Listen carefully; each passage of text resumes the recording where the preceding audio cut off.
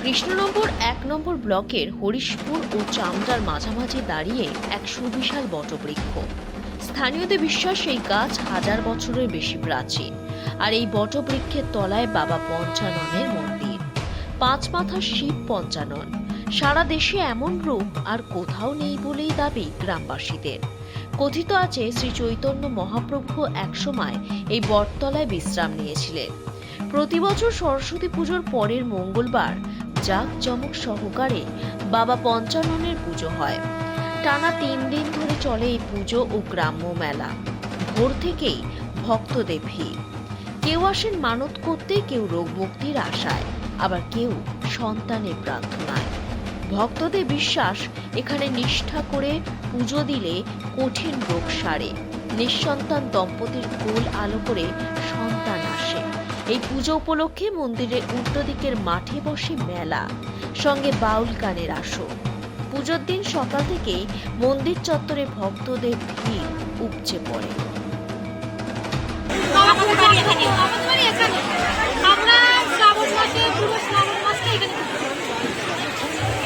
কেন পুজো দিচ্ছেন?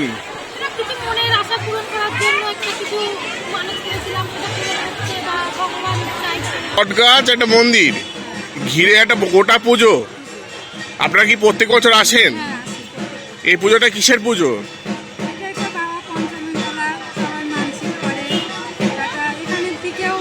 অনেক উপকার হয়েছে, অনেক রোগ বাগ সবকিছু ভালো হয়, এই জন্য সবাই মানসিক করো, তার জন্য এটা চারটা হয়ে গেছে। কি কি রীতি মানা হয়? এখানে পাকা বলি হয়, তারপরে ভোগ তৈরি হয়, পাকা রাসাটা ছিটানো হয়, সব প্রসাদ খাওয়ানো হয় বাচ্চাদের। বিশাল বহুত দিনকার ঠাকুরই জাগ্রত ঠাকুর। মা মেলা, মা অনেক লোক মনসা করে, পাটা বলি হয়, অন্য অন্য লোক সব পুজো দিতে আসে, বিভিন্ন রকম দেশের লোকে আসে, অনেক জায়গা দিয়ে এই যে পুজো অর্চনা দেওয়া হয়, বাবার কামনা করা হয়, বাবা তাদের একটু রক্ষা করে। বহুত দিনকার মেলা, বহু পুরনো মেলা, ভালো আসে লোকজন প্রচুর। আরও লোক আসবে, আরও বিকালবেলা কত হইচই হবে, কত ওখানে গান বাজনা হবে। 3 দিনকার মেলা এখানে, খুব ভালো মেলা। দেখেন কোন মাসে হয় মেলাটা? হ্যাঁ, কোন মাসে হয় এই মেলাটা? এটা আপনার ওই মাঘ মাসে যে সরস্বতী পুজো হয়ে গেলে তারপরে মঙ্গলবারের পুজোটা হয়, ভীম একাদশী। আগামী দিন ভীম একাদশী। এই মন্দিরের নিত্য সেবায়িত অভ্র ভট্টাচার্য। পুরোহিতের কথায় এই মন্দিরের মাহাত্ম্য অপরিসীম। স্বয়ং শ্রী চৈতন্য মহাপ্রভু এখানে বসে বিশ্রাম নিয়েছিলেন। এবং আমার পুত্র আছে শ্রীমান সৌরভ ভট্টাচার্য পুজো করছে।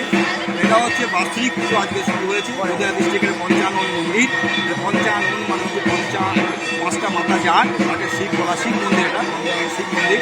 এখানে একটা বৈশিষ্ট্য আছে বা বিশিষ্ট ৭০০ বছর আগে তার পৌরাণিক কাহিনী। এখানে নিমাই মানে মহাপ্রভু সে যখন পদব্রত পরিক্রমা করেছিলেন তখন এখানে বিশ্রাম করেছিলেন। এই বিশ্রাম করে এখান থেকে নৃসিংহদেব তলার সামনে আছে, ওখানে গিয়েছিলেন। এখান থেকে আস্তে আস্তে নদিয়া পরিক্রমা করে পুরী ধামে গিয়েছিলেন। সেই থেকে এখানে একটা রেস্ট হাউস, যেহেতু যত লোকজন আসে পরিক্রমা হয় চৈত্র মাসে, ফাল্গুন মাসে রংপুর উপলক্ষে যত পরিক্রমা হয়, এই পরিক্রমার যাত্রীরা এখানে এসে বসেন এবং রেস্ট। শতাব্দী পেরিয়েও বিশ্বাস অটুট। বটতলার ছায়ায় আজও মানুষের ভরসার নাম বাবা পঞ্চানন, যেখানে ধর্ম শুধু আচার নয়, মানুষের জীবনের সঙ্গে জড়িয়ে থাকা এক অনুভূতি। নদিয়া থেকে দিবাকর দাসের রিপোর্ট, এক্সপ্রেস নিউজ।